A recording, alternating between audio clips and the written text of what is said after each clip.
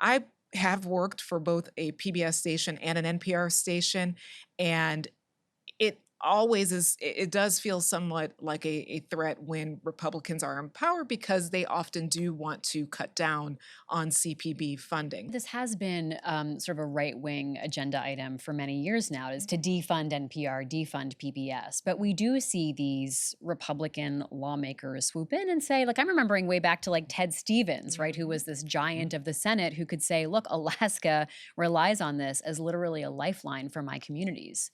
Of course, we're going to fund it. Yeah. So there's the politics in Congress, but then there's what Trump can do unilaterally because he just comes in and does an executive order and does what some in his party have wanted to do for a long time. This money has already been appropriated through Congress. Actually, and I looked it up to be sure, the CR that passed in March, the continuing resolution to keep the government funded, the appropriation for CPB, which is what funds both PBS and NPR, it was given $535 million in fiscal year 2025 through 2027. So they now have that funding secured, or at least right now, secured for 2 years. There was a Pew poll in March, and they found that only a quarter of U.S. adults say that Congress should remove federal funding from NPR and PBS.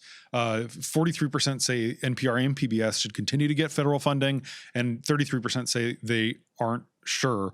Republicans, as you can see for those watching on the screen, much more likely than Democrats to support removing federal funding. You can see, but it's still less than half.